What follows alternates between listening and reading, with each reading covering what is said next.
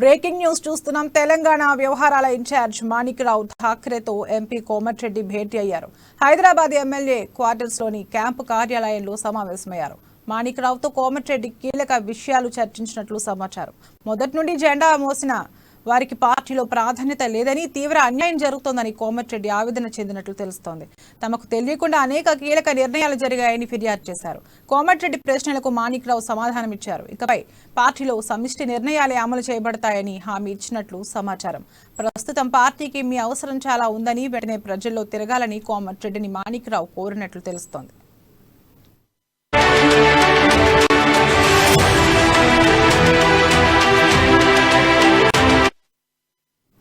ఠాక్రేతో సమావేశం తర్వాత వెంకటరెడ్డి మీడియాతో మాట్లాడుతూ పీసీసీ కమిటీలపై కీలక వ్యాఖ్యలు చేశారు. పీసీసీ కమిటీలను తాను పట్టించుకోనని అన్నారు. 6-7 సార్లు ఓడిపోయిన వారితో నేను పీఏసీలో కమిటీలో కూర్చోవాలా అని ప్రశ్నించారు. పార్టీని ఎలా ముందుకు తీసుకుపోవాలో ఠాక్రేతో డిస్కస్ చేశామన్నారు. సీతక్క, వీరయ్య, జగ్గారెడ్డి నిన్న ఎందుకు ఠాక్రేను కలవలేదో వాళ్ళని అడగాలన్నారు.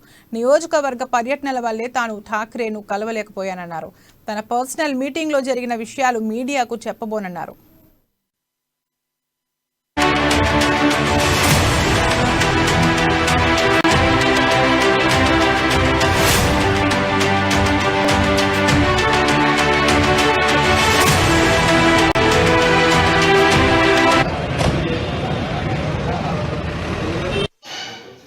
ఫోన్ చేసి అప్పటిదాకా ఇంకా బిఏసీ నడుస్తుందంటే ఇవాళ పొద్దున్న 9:30కి రమ్మని మెసేజ్ పెట్టిండు. వచ్చిన గంట సేపు మాట్లాడి గాంధీ మనం కలుతానంటే నా కాన్ఫరెన్స్ 6 కూడా చనిపోయినా. జగ్గారెడ్డి ఎందుకు రాలే, సీతక్క ఎందుకు రాలే, వీరయ్య ఎందుకు రాలే? పనులున్నప్పుడు కాన్ఫరెన్స్ పనులున్నప్పుడు రాకుండా ఉంటాము. అదొక ఇష్యూ అదేమన్నా సోకాజ్ నోటి ఎప్పుడో తీసి చెత్తపుట్టలు వేసినది. నేను రోజు కాంగ్రెస్ పార్టీ ప్రోగ్రామ్ లో తిరుగుతున్నా, డెవలప్మెంట్ ప్రోగ్రామ్ లో తిరుగుతున్నా. మీరు ప్రశ్నలకు సంబంధం ఉంటే పార్టీని ఎట్లా రేపు చేయాలి అని చెప్పి నా అభిప్రాయాలు కొన్ని చెప్పినా, ఆయన అభిప్రాయాలు కొన్ని చెప్పిండు. ఆ డిస్కషన్ నడిచింది. ఏసీలో 6 సార్లు 7 సార్లు ఓడిపోయిన ఎమ్మెల్యేలతో సమానంగా నేను కూర్చుంటున్నా. నాకు మళ్ళీ గారికి ఏసీ ప్రెసిడెంట్ గారు చెప్పారు ఏం లేదు, నీకెందుకు చేసుకొని చెప్పిండు.